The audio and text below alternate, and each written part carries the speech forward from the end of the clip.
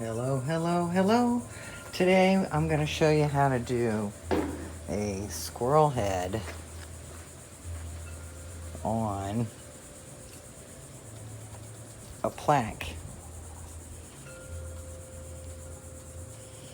Okay, so that's what we're going to do today. I'm going to start with your batting wool. Move over here. That's probably too much.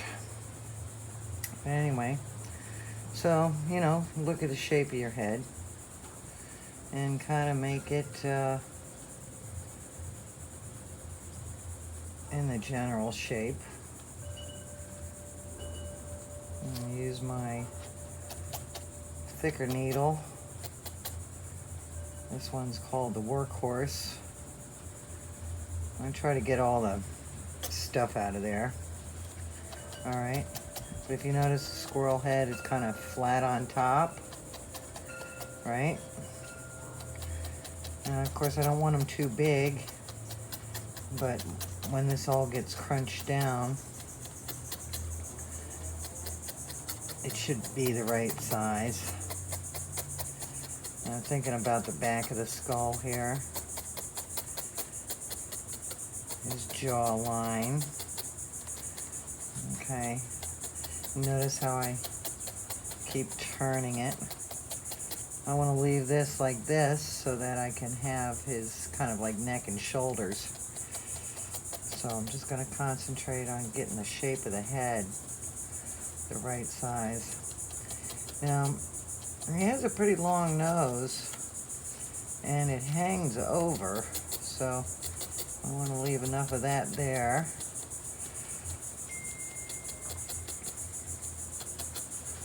You see, and if I turn them this way, I want to make sure that head is in the proper shape.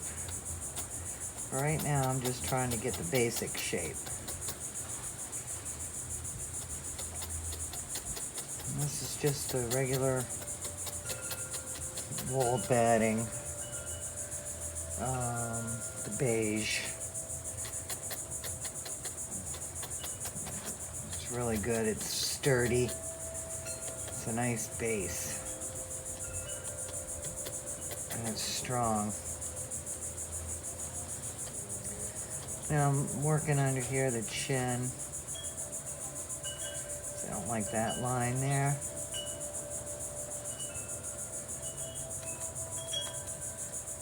It's under his neck here. Now, if I look at him this way, you can see he's a little lopsided, so I want to push that over that way. Don't be afraid to place it where you want it with your hands and then poke it into position. Just don't poke yourself. Oh, and this one I see here is the purple, so that's really not my workhorse. It's this one. This one works it's a little thicker.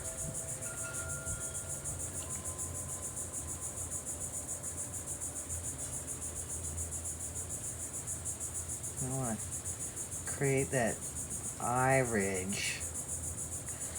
So it's important to get your nose positioned, or at least it is for me, because then I can eyeball where his eyes go.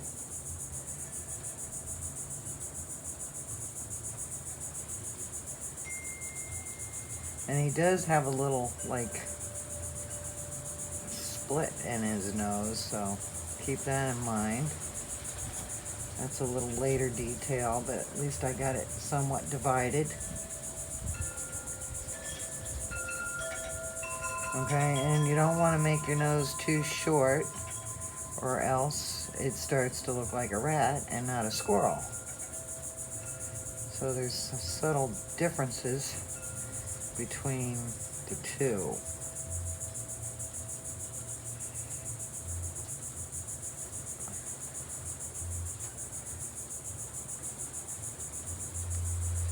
Okay, now his head's too round.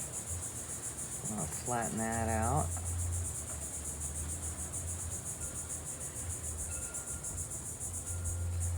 See how I keep turning it?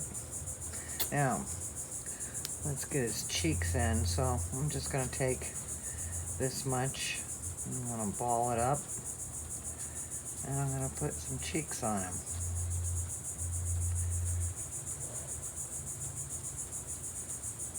Okay, think about where that nose is.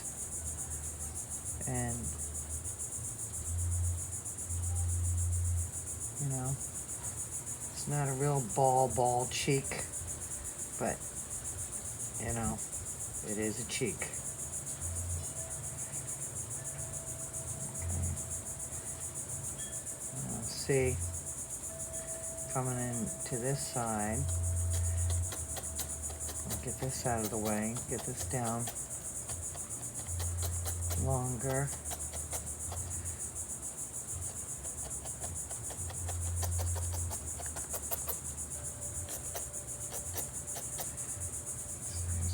Stuff in here, I'll pick that out later. Okay. Now, see how I pull it like this? Because I'm drawing with my needle. Okay. Now, see that slopes off too much in the back. So I want to add to that because, like I said, he's kind of flat on the head. That might be too much.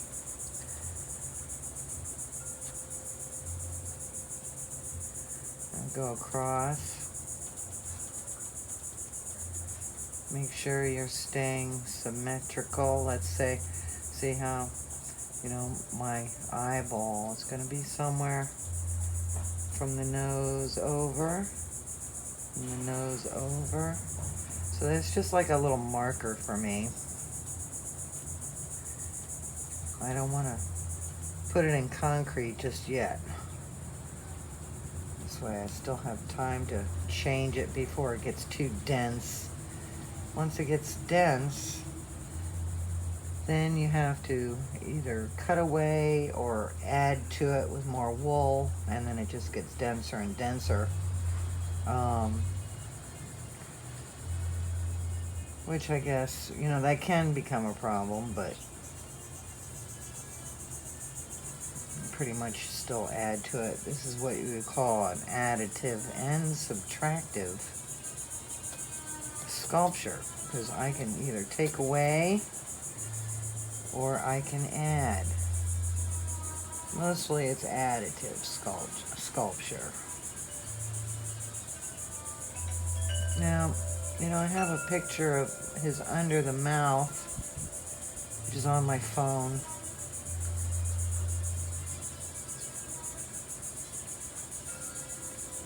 That I looked at so I could see, you know, what happens here. You know, that comes up. His cheek, right? Let's move that over. But you can see this little, see how that comes? So imagine it's got to go to the other side, right? Because he'll probably be symmetrical. So his little mouth.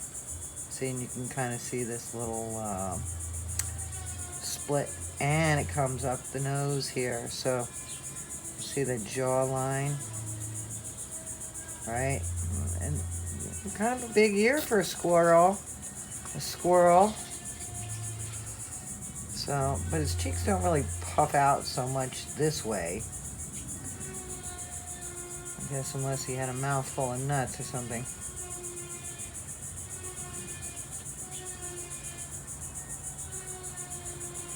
So, this, I want to come on this side, right? And then there's a little bit of indentation.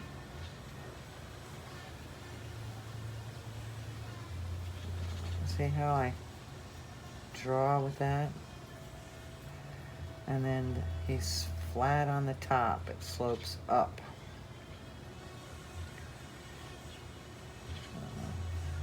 Go this way.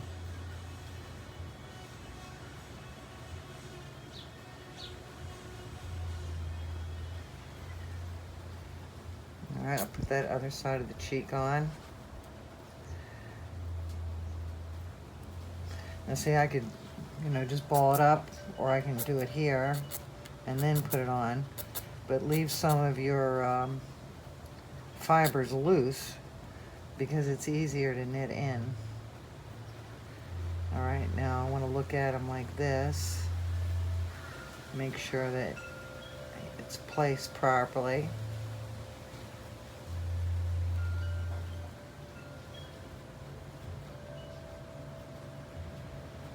Get that in there.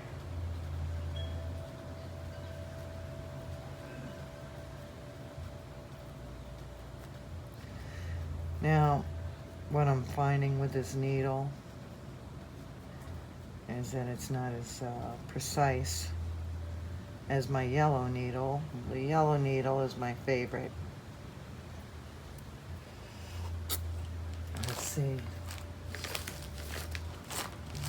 I don't have that little card here right now. But now look at that. I mean, he's just like nowhere man's land. I gotta get him symmetrical. So just move that around. A little too bulbous here. That nose overhangs quite a bit. So part of it is knowing how much wool and how far it'll compress down, and keep your proportions correct. Or if you end up with too short of a snout, or then it looks like a baby squirrel, which there's nothing wrong with that. You can do a family. Matter of fact, I did do one. And he's cute. It still looks like a squirrel. But I want this to be the daddy squirrel. Now you can see I need more on the back. So I'm just going to put some on the back. Put it right on there.